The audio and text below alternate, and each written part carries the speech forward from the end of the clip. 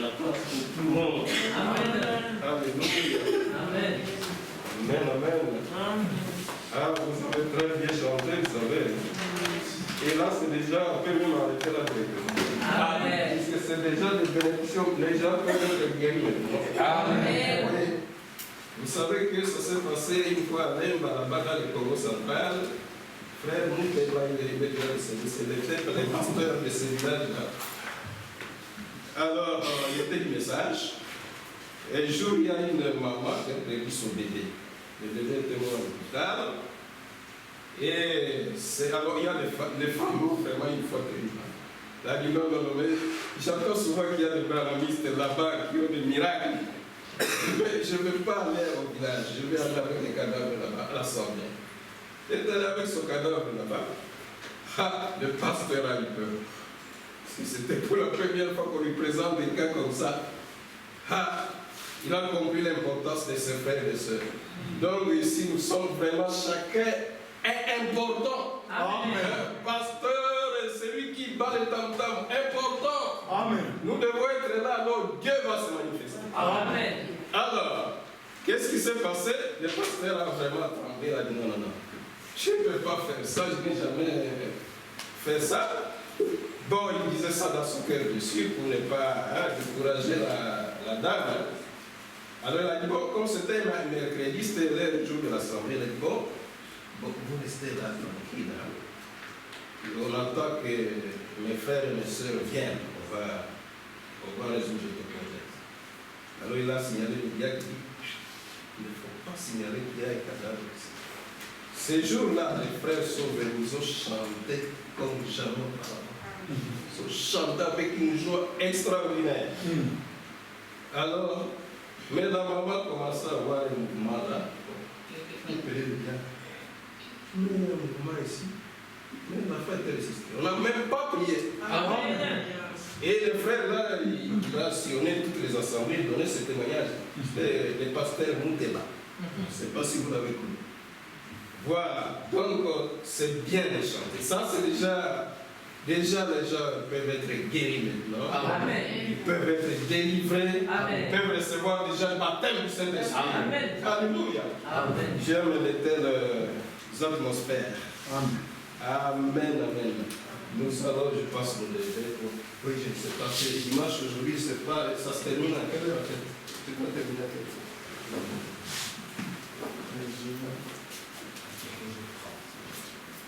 14h30.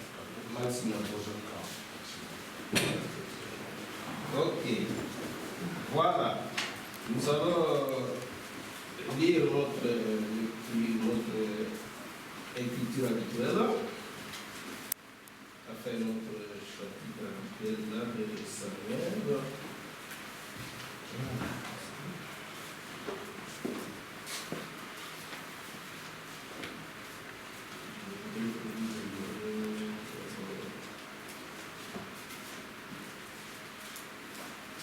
On va lire donc 1 Samuel, chapitre 3. Vous voyez que je suis déjà apporté par frère Jean-Marie, tu m'as fait du mal, toi. Oui, je ne suis plus moi-même ici. Amen. Voilà. Alors, 1 Samuel, chapitre 3, verset. Voilà, verset 6, verset 7. Nous lisons tout ça. Nous tous, nous allons lire. Voilà, je ne sais même plus parler. Je ne sais pas si ça va tenir. Bon, allons-y. L'Éternel appela de nouveau Samuel. Et Samuel se leva, alla vers Élie et dit, me voici, car tu m'as appelé. Élie répondit, je ne peux pas appeler mon fils. Retourne te coucher. Samuel ne connaissait pas encore l'Éternel, et la parole de l'Éternel ne lui avait pas encore été révélée. Ouais, nous allons avancer un peu, nous allons prendre Samuel au chapitre 2. Alors, ça sera le verset 12. 12. Nous lisons tous ensemble un seul verset. Les fils d'Élie étaient des hommes perverses. allons prier nous tous pour que le Seigneur nous assiste. Prions le Seigneur.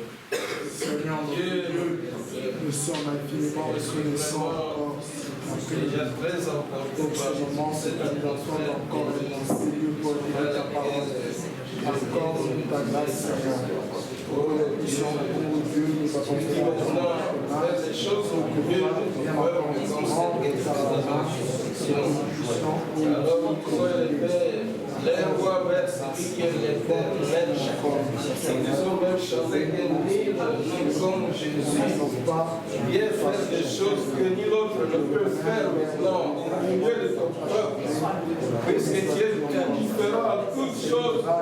Même quand tu dois parler, on ne dit jamais on a parlé comme celui-ci. Même quand tu dois enseigner, on ne dit jamais on a enseigné comme celui-ci. Oh Dieu, tu es le même hier, aujourd'hui, pour toujours. Puisque tu es au Dieu tendre, afin que tes fils et tes filles puissent vraiment retourner dans leur domicile en disant vraiment combien il est bon d'être pour Jésus-Christ dans ce monde. Alléluia. Que le règne, l'honneur et la gloire ne retournent qu'à toi, au nom de Jésus, qui est notre seul Seigneur et Sauveur. Alléluia. Merci Seigneur. Vous pouvez vous mettre.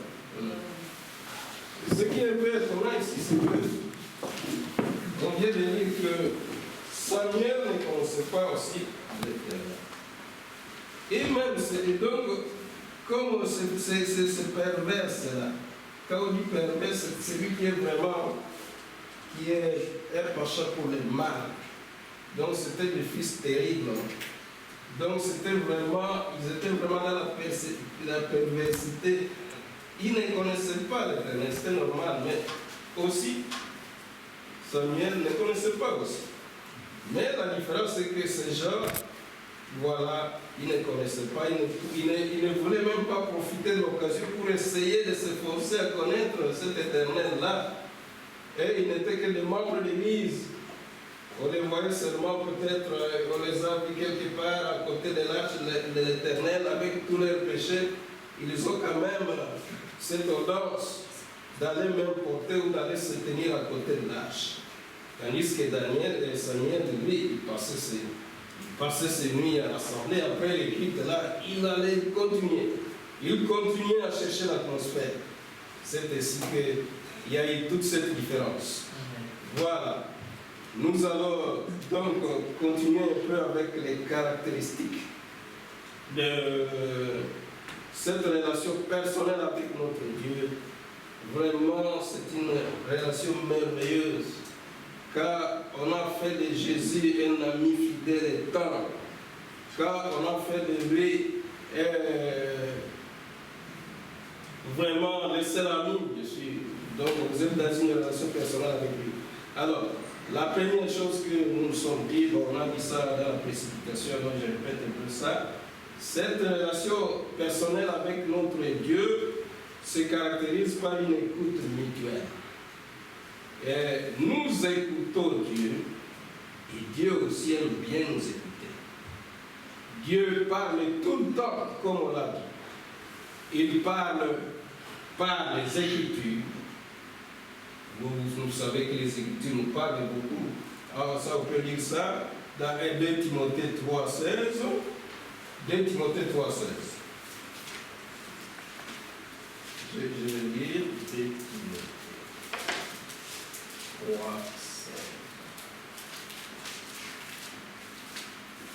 Voilà. Alors, toute écriture est inspirée. Toute écriture. Il n'y a rien là. Même un peu là qui est dans la Bible. Tout ça, c'est inspiré.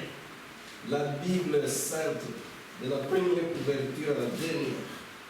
Toute écriture est inspirée de Dieu et utile pour enseigner, pour convaincre, pour corriger, pour instruire dans la justice, afin que l'homme de Dieu soit accompli et propre à toute bonne œuvre. Donc, l'écriture, il ne faut vraiment pas s'en passer. Donc, quand nous sommes à la maison là, vous priez, vous lisez les Écritures, vous verrez combien notre Dieu est vivant. Il est vraiment plus vivant que tout ce que nous connaissons dans ce monde. Il peut parler à toi comme un homme peut parler à un autre. Il peut te visiter comme un homme peut visiter un autre. Donc, nous avons dit toutes ces choses qui nous parlent par la prédication, c'est d'ailleurs la voie par excellence. Il nous parle par la nature, il nous parle par l'histoire, il nous parle par les dons, et ainsi de suite. Même quand nous prions là, et il faut pas seulement prier, mais il faut aussi s'attendre à ce qu'il te réponde, puisque c'est une communication. C'est une communication avec notre Dieu. Donc, il va te répondre. Si tu es vraiment dans une bonne atmosphère, dans une bonne orientation, tu vas écouter la voix de l'Éternel d'une manière ou d'une autre. Il répond toujours. Encore faudra-t-il que, justement, nous ayons une oreille exercée, puisqu'il parle tantôt d'une manière, tantôt d'une autre. Voilà.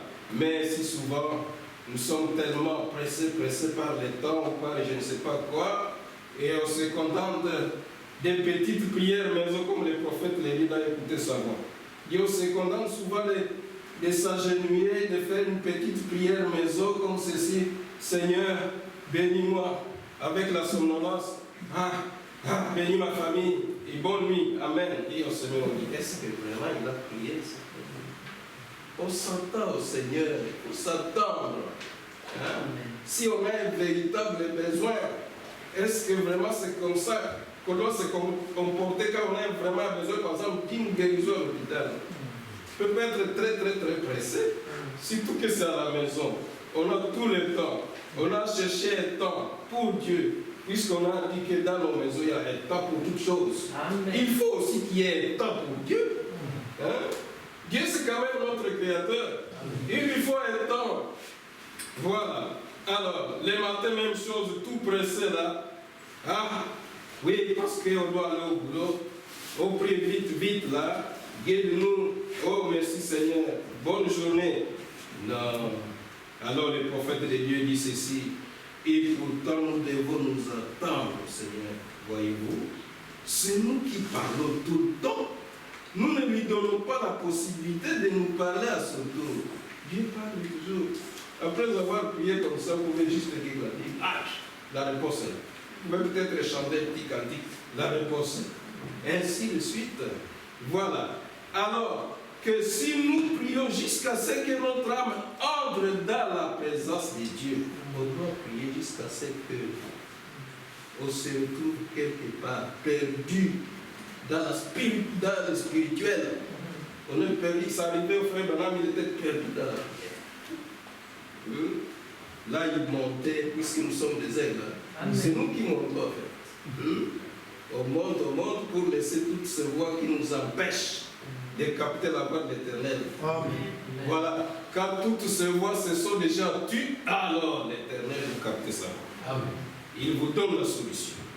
Voici. Il vous ouvre les grillades, mais pourquoi, par exemple, les problèmes persistent? Parce que tu as encore un péché quelque part. Donc, tu n'es plus dans les tâtonnements à ce moment-là. Tu as une assurance extraordinaire. Tu fais des choses avec assurance. Comme le bien-aimé frère Branham le faisait. On lui a même demandé, mais frère Branham, toi tu n'as pas peur, tu vas même devant les musulmans, là tu dis voilà, et c'est votre Dieu là est faux. Moi le mien, Jésus-Christ, c'est le vrai. Alors si c'est le vôtre qui est vrai, qu'il puisse venir et guérir cet aveugle, il donne de tels défis. On dit, mais tu n'as pas peur, frère Branham, que ça puisse échouer? Oui, j'aurais peur si Dieu ne m'a pas dit. Mais si Dieu t'a révélé quelque chose, frère, soeur, mais tu vas être un petit fou dans ces Bruxelles ici. Puisque Dieu vient de te révéler ça, frère Branham le disait. Il dit, s'il me révèle qu'il faut aller ressusciter le président américain Washington, je vais appeler le monde entier. Allez au cimetière terre, venez, puisque Washington va être ressuscité. Voilà. Vous savez qu'il a fait, il a fait de telles choses ici à Felal, c'est pas loin d'ici. Il y a cet enfant qui a été tué dans un accident de circulation. Ressuscité, tous les os sont redevenus Dieu reste Dieu. Vous savez que je ne sais pas s'il est déjà décédé, mais il y a des frères qui allaient lui rendre visite cette fois-là. Il est devenu grave, ici il est devenu un peu vieux. Alors il est toujours orphelin. Alors il y a beaucoup de gens qui sont passés par là pour lui poser des questions. D'ailleurs il s'est fâché, mais pourquoi vous devez toujours me poser cette question? Oui, puis c'est mes parents m'ont parlé, oui, il y a une telle chose. On dit qu'il est là, il est devenu militaire, mais il n'a jamais pris le message. Voilà. Donc Dieu reste Dieu. Alors, là c'est Dieu qui aime donc que nous puissions l'écouter, puisque Dieu a beaucoup de choses à nous dire. Tout nous parle de Dieu dans ce monde. Quand vous entrez dans cette relation, la nature te parle, les mailles te parlent, l'arbre te parle, la route te parle, la voiture te parle, tout te parle de Dieu. Tu deviens comme un petit fou. C'est ainsi que les enfants de Dieu les appellent des drôles d'oiseaux. Puisqu'ils attendent tout le temps des messages. Vous voyez, frère Branham, je l'ai en train de marcher là. Ouais, il voit un paquet vide de cigarettes. C'est un paquet qui lui parle. Il a fait sortir tout un gros enseignement et le filtre de l'homme qui réfléchit. Il dit le paquet de cigarettes qui m'a parlé. Vous voyez, c'est ça. Quand tu es dans cette relation, tu es dans un monde étrange. Tu es dans ce monde dans l'état pas de ce monde. Voilà. Alors, il aime aussi nous écouter. Nous devons aussi lui parler. Et alors là, c'est pas les prières. Et là, je peux vraiment nous dire que ça, c'est une des choses qui sont un peu négligées dans le monde du message. La prière. La prière, ce n'est pas seulement ici, on n'a pas le temps. Si il y a beaucoup de services, c'est à la maison. C'est quand nous sommes seuls. Et là, c'est la différence avec nos pères, les apôtres. Vous voyez bien cette différence. Les bien-aimés frères Branham le dit au paragraphe 59. dit autrefois les hommes et les femmes priaient toute la nuit. Leurs maisons étaient mises en ordre selon le livre du Seigneur. Et Dieu avait la première place dans leur foyer. Et voilà, ce n'est plus le cas aujourd'hui. Oui, c'est normal alors que la voix de l'Éternel sera, bien qu'elle ne soit même pas. La voix est toujours là, il faut seulement enlever. C'est quand il y a le nuage, il faut seulement enlever ce nuage-là. Le nuage de péché, vous allez voir le soleil. Même la nuit, vous savez que le soleil ne se couche jamais. Hein? Ça, c'est seulement la vie de la gage. Le soleil ne se lève pas, ne se couche pas. C'est seulement un phénomène géographique. Oui, c'est la terre qui tourne. Vous voyez, quand vous êtes le soleil ici, nous sommes là, alors c'est la nuit. Si vous avez une fusée, vous allez vite filer vers, c'est pas le Canada, là, il fera encore à ce moment-là jour. Donc le soleil est toujours là. C'est question d'avoir une position. Comme ce qu'avait fait Marie avec Joseph. Ils ont trouvé qu'ils ont laissé Jésus quelque part, vite, ils sont retournés là où Jésus est resté. Voilà. Donc le soleil est toujours là. Amen. On change de position, on enlève le nuage, on va le voir. Donc la voix de l'Éternel est toujours là pour quiconque veut vraiment mettre du sérieux dans sa vie. Alléluia. Amen, amen. Voilà. Ok, on va continuer avec ça. Donc, il continue, le prophète, il parle à tout le monde ici, cherchons toujours un temps de prière dans nos maisons, seuls, écoutons le conseil de notre prophète. Il dit ceci, paragraphe 76, il parle au pasteur. Ne soyez jamais trop occupés, pasteur, pour rester dans la présence, il prêtait l'oreille à sa voix. Peu importe les difficultés, Jésus-Christ est toujours disposé à s'adresser avec cette petite voix tranquille. À quiconque prêtera l'oreille pour écouter, il parle à nos épouses. Ne laissez pas la lessive vous faire obstacle, mais cherchez toujours le temps. Oui, les lessives et tout le temps, là, toutes ces choses, comme il avait dit à Marthe, ce sont des choses qui nous seront ôtées un jour. Mais Jésus ne nous sera jamais ôté. Marie avait choisi la bonne part. Voilà, aux hommes, il dit, ne laissez pas le travail vous faire obstacle, car les enfants sont à l'école, agenouillez-vous. Vous avez entendu des voix de toutes sortes. Restez là jusqu'à ce que ces voix se soient tues et que vous commenciez à vous élever. Voilà. Et cela va vous changer. Au marié, il dit que notre vie d'intimité avec nos conjoints ne nous prive pas les moments précieux de la prière. C'est d'ailleurs dans la Bible, 1 Corinthiens 7. Je vais lire ça parce qu'il faut y aller toujours avec les petits aussi. 1 Corinthiens 7. 1 Corinthiens 7, 5. Voilà. Je vais lire ça. Ne vous privez point l'un de l'autre, si ce n'est de commun accord pour un temps, afin de regarder la télévision. Est-ce que c'est ça? Non. Afin de converser avec ses potes par WhatsApp ou iPhone. C'est pas ça. Non, monsieur. C'est afin de vaquer à la prière. Amen. Et surtout un temps comme celui-ci. Vous savez qu'il n'y a plus beaucoup de temps pour nous. Les jours sont très, très mauvais. Et nous devons travailler alors qu'il fait encore jour. Il a dit notre Seigneur, puisque le temps de la fête, c'est le temps de la prière. Comme cela est dit quelque part dans Pierre dit, soyons sobres pour vaquer à la prière. Les temps sont très difficiles. Nous sommes en train de le voir. On n'a pas encore vécu un temps comme celui-ci où le monde entier, avec des masques, avec des désinfectants, et avec on doit rester à la maison, confinement. Dans le monde entier, ça fait déjà des années. C'est quelque chose qui va nous parler. Alléluia. Amen. Amen. Amen. Voilà. Alors, dans cette relation personnelle, je vais le deuxième point, c'est que dans cette relation, il y a la notion de jouissance mutuelle. Chacun fait de l'autre l'objet de son plaisir. Amen. Est-ce que c'est ça? Est-ce que vraiment Dieu est l'objet de notre plaisir? Oui, pour lui, il n'y a pas de problème. Hein? Mais pour nous, il est obligé de nous exhorter. Hein?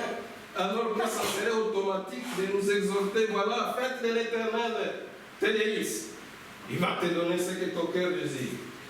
Oh, heureux l'homme qui trouve du plaisir dans la parole. Il nous exhorte, mais lui, il le fait automatiquement. Pour Jésus, nous sommes l'objet de sa joie. Ah, voilà, je vais faire quelque chose. Il y a des frères et des sœurs qui ont été baptisés dernièrement ici. Oui, ils peuvent se mettre un peu debout. Voilà. Là, c'est le frère Nathan. Je vais écrire, puisque peut-être je pourrais chaque fois avoir le temps pour prier. Vous savez que quand l'on fait comme ça, il faut avoir du temps pour prier aussi pour nous. Ça, c'est le frère Nathan. Alors, il y a sœur Emmanuela. Mais quand il est baptisé depuis très longtemps. Alors, sœur Emmanuela. Alors, il y a encore sœur Raphaëla. Voilà, sœur Raphaëla. Raphaëla. Il y a encore sœur Vanessa. Sœur Vanessa. Ah, c'était une grande bénédiction. Moi, je n'étais pas là. Il y a alors la seconde personne, c'est frère Christophe. Hein? Alors, vous restez un peu debout. Christophe. Parce que nous sommes en train de parler de la joie de l'Éternel. Vous savez ce qui s'est passé ces jours-là. Hein? Je vais vous le dire un peu. Ce qui s'est passé ces jours-là, il y a eu quelque chose au ciel. À cause de ce que vous avez fait. Dans Luc, je vais lire ça un peu. Dans Luc 3, restez un peu debout puisque nous allons participer à cette journée. Luc 3, je pense que je ne vais pas me fatiguer. Non, c'est Luc 15 plutôt. Je suis toujours déjà levé. Ça, tout ça, c'est jamais. Voilà. Bon, on va lire juste un verset, donc au verset 7. De même, je vous l'ai dit, il y aura plus de joie dans le ciel pour un seul pécheur qui se répand. Si je peux même couper là-bas. Donc ce jour-là, c'était terrible au ciel. Amen. Si on pouvait vraiment photographier ça. Amen. Oui, les anges qui sont très sérieux là, comme les Michael, les Gabriel qui font les tas seulement très sérieux en adorant, là, ils ont oublié leur adoration. J'ai fait un drame. Ils ont commencé à louer. Amen. Ils ont commencé à glorifier le Seigneur. Amen. Ils ont commencé à chanter. Ils ont commencé à dire des Alléluia. Amen. On a dit, mais qu'est-ce qui ne va pas au ciel? Qu'est-ce qui ne vous reconnaît pas avec cette habitude, Gabriel? On ne vous reconnaît pas avec cette habitude, Michael. Qu'est-ce qui ne va pas? Dis, mais tu sais quoi? Ah, j'ai oublié le nom. Tu sais quoi? Il y a le frère Nathan. Nathan vient de prendre la décision là-bas. Amen. Il y a la sœur Emmanuela qui vient de prendre la décision. Amen. Il y a la sœur Raphaëla qui a pris la décision. Amen. Amen. Il y a la sœur Vanessa qui a pris la décision. Amen. Il y a le frère Christophe qui a pris sa décision. Et c'était une joie extraordinaire. Je voudrais que nous puissions participer à cette joie du ciel. On va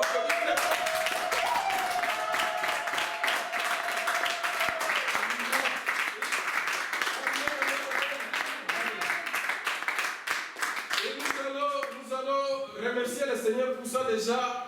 Oui, il faut faire directement les choses. Le faire est encore très chaud. Nous disons merci au Seigneur et nous allons prier pour ces jeunes gens, puisque c'est pour nous une grâce. Le diable a difficile à lâcher les jeunes, puisqu'il sait combien les jeunes sont toujours très brillants pour les choses du royaume. Voilà. Il les lâche difficilement. Comme il nous les a donnés, nous devons remercier le Seigneur. Prions le Seigneur. Et bon, remercions le Seigneur, prions le Seigneur pour qu'il les garde depuis longtemps possible dans cette position, surtout dans ces milieux très difficiles. Prions le Seigneur. Dieu notre Père, combien nous te remercions. Oui, Seigneur, pour la joie que tu nous accordes. Oui, nous partageons cette joie avec les anges au ciel qui ont eu la joie là-bas.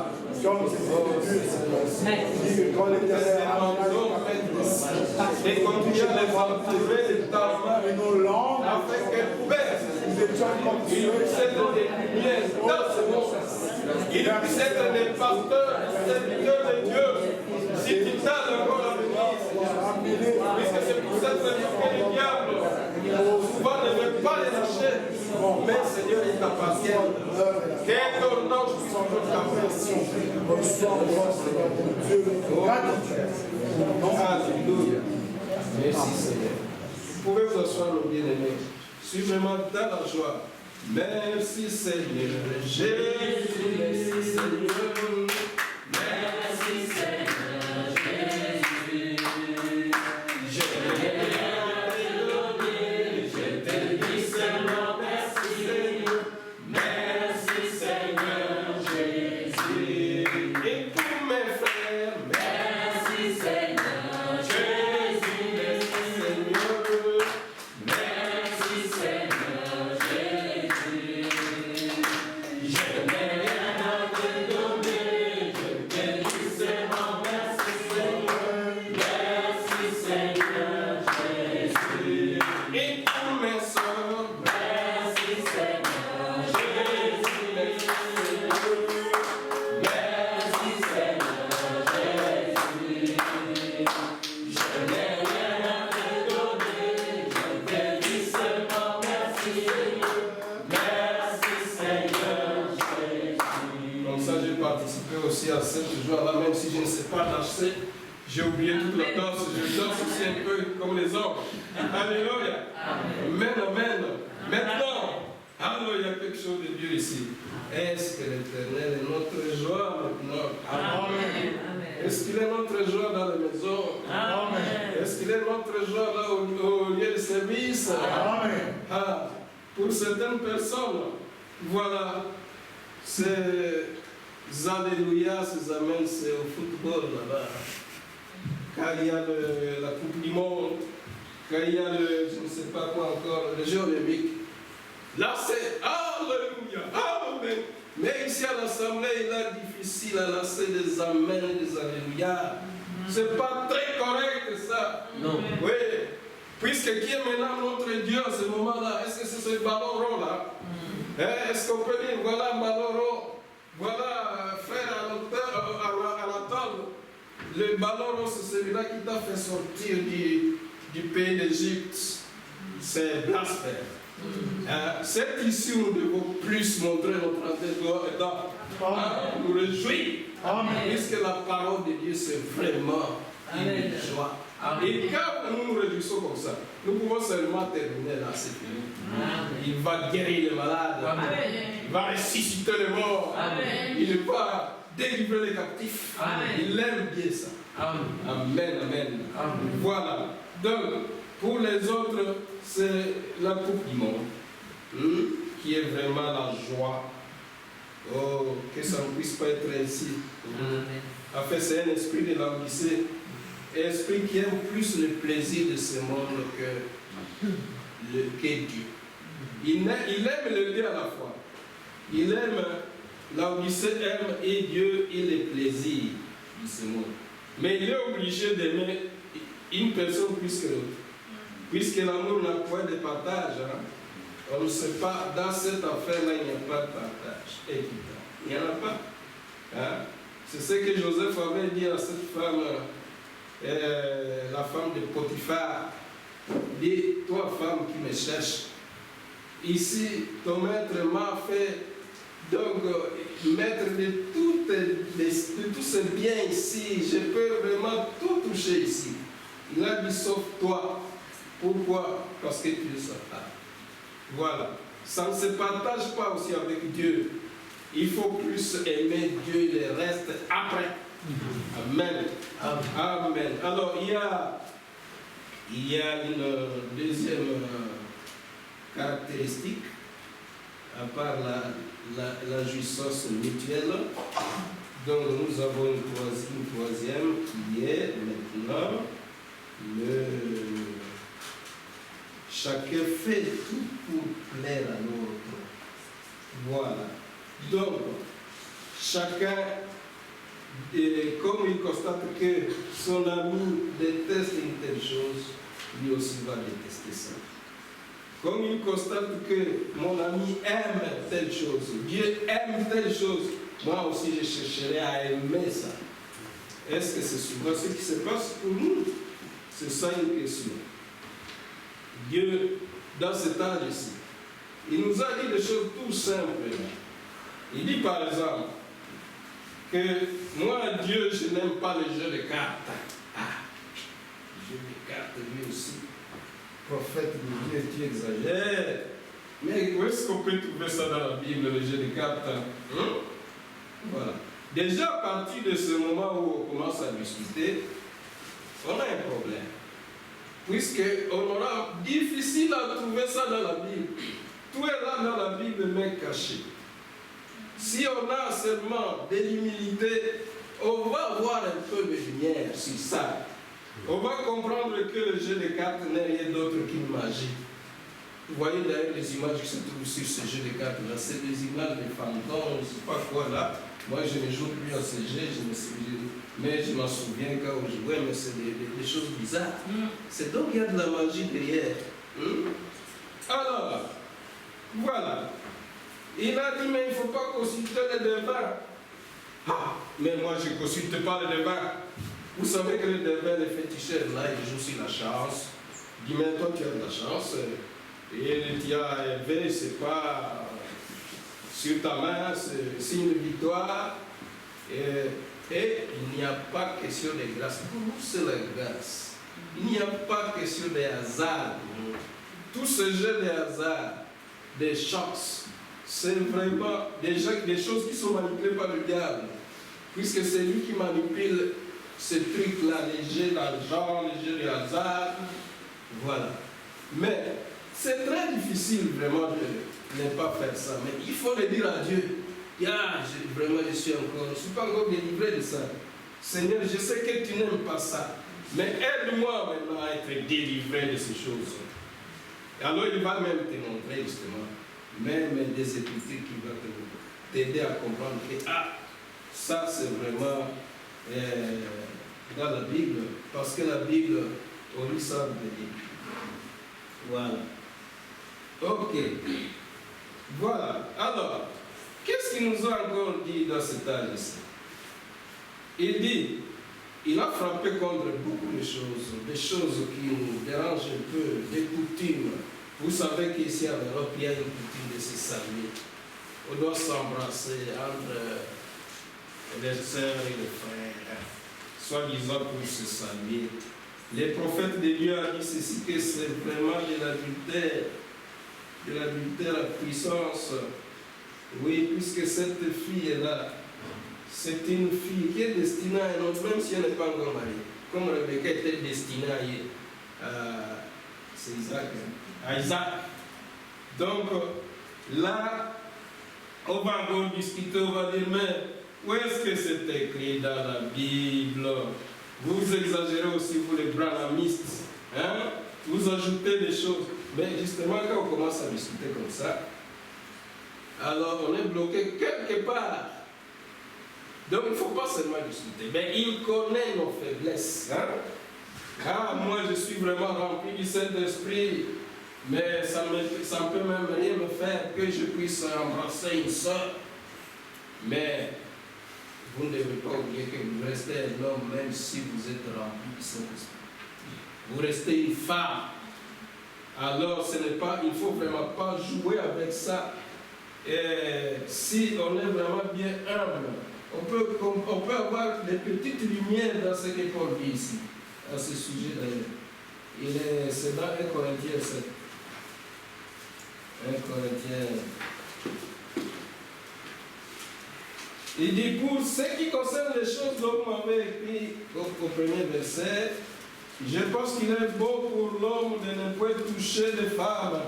Il dit toucher les femmes. Voilà, il parle de toucher. Toucher, ce n'est pas saluer seulement. Non. Mais ici, il sait de quoi il parle.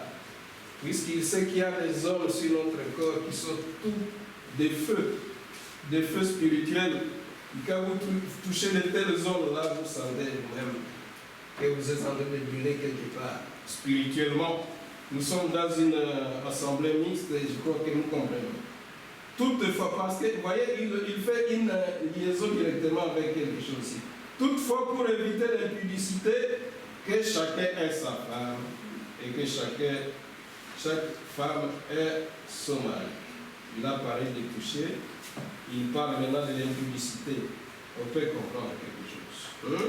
Il a parlé de brûler là en bas. Là. Il dit, je voudrais que tous, au verset 7, je voudrais que tous les hommes fissent comme moi, mais chacun tient de Dieu un don particulier. L'un d'une manière, le d'une autre. À ceux qui ne sont pas mariés, aux veuves, je dis qu'il est bon de rester comme moi, mais s'ils manquent de continence, qu'ils se marient. Car il vaut mieux se marier que de brûler. C'est quoi brûler? Ça signifie quoi toutes ces choses? Voilà. Et on peut bien comprendre beaucoup de choses si on est vraiment bien humble devant notre Dieu. Voilà. Et il y a les livres de Proverbes, quelque part, qui ajoutent des choses là qui peuvent nous aider à comprendre quelque chose. Proverbe 8. Proverbe.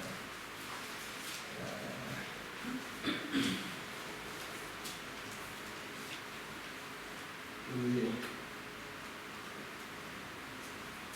Attendez, je cherche.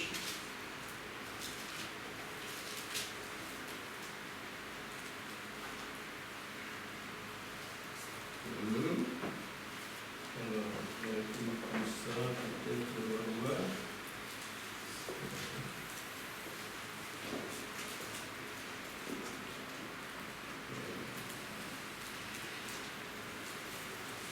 Donc, c'est quand on est humble, on peut comprendre beaucoup de choses dans la simplicité la plus totale.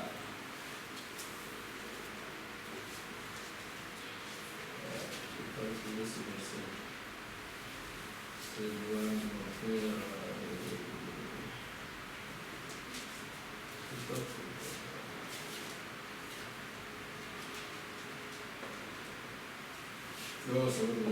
Bon, et voilà.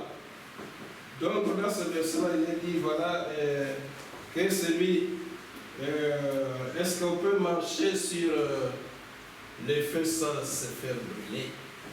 Est-ce qu'on peut marcher sur une chaudière, quelque chose comme ça, sans être brûlé? Il en est de même pour quelqu'un qui va vers la femme de son prochain. Alors, celui qui la touche ne sera pas impur. Et voilà, donc il y a des choses qui sont cachées là-bas. Donc le prophète n'a pas exagéré, il y a des choses qui sont cachées. Et quand on est humble, on peut comprendre beaucoup de choses. Question d'être humble, alors Dieu va vous parler. Question de prêter attention, alors Dieu va nous parler. Alors, je vais maintenant voir un peu la différence entre Samuel et ses deux fils. Nous allons revenir sur ce que nous avons dit là. Samuel.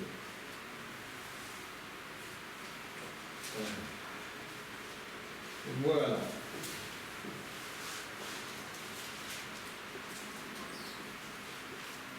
C'est Samuel.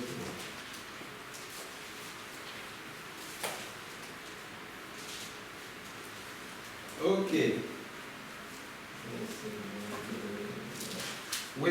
Et Samuel 3, verset 19. On a dit que ces deux catégories de personnes, tous ne connaissaient pas. Mais Samuel avait une faim et soif. Il passait ses nuits à l'église. Après les cultes, il était à l'église. Voilà, Dieu l'a aidé. Et Samuel a progressé dans sa vie chrétienne. On peut le lire là. Au verset 19, par exemple, Samuel grandissait, l'Éternel était avec lui. Il ne laissa tomber à terre aucune de ses paroles. Voilà. Dieu l'a beaucoup aidé. Il a grandi. Il est allé de progrès à progrès.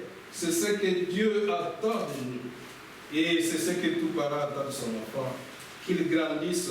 Il n'y a aucun parent qui peut vraiment être content quand l'enfant reste tout le temps un enfant. Mais il veut que cet enfant grandisse, qu'il puisse commencer à parler, qu'il puisse commencer à marcher, et ainsi de suite. Et vous savez qu'il y a un verset quelque part qui dit, mais vous qui deviez être des maîtres, vous en êtes encore au lait. Dieu ne veut pas que nous puissions rester au lait. Il veut que nous puissions grandir. Voilà. Alors, il ne grandissait pas seulement en connaissance, mais voilà, c'est écrit aussi, tout Israël. Bon, il ne laissa tomber à terre aucune de ses paroles. Il grandissait aussi dans la crainte de l'Éternel. La crainte de l'Éternel, c'est la haine du péché. Même si nous sommes dans la chair, au moins, nous devons avoir cette haine. Donc, ce qui prouve que nous avons la haine de ce péché, c'est qu'après, ça nous fait vraiment du mal. Après, nous devons nous repentir. Nous devons réparer là, il faut réparer. Puisque ça nous a fait du mal.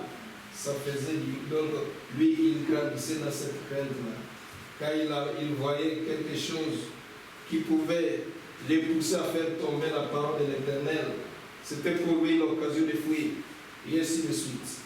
Il y a des choses qu'il faut fuir obligatoirement. Comme les publicités. Fuyez les publicités. Il ne faut pas penser que vous êtes un héros devant les publicités. Il faut fuir la chose. Comme l'a fait Joseph. Voilà. Qu'est-ce qui est arrivé avec Samuel encore?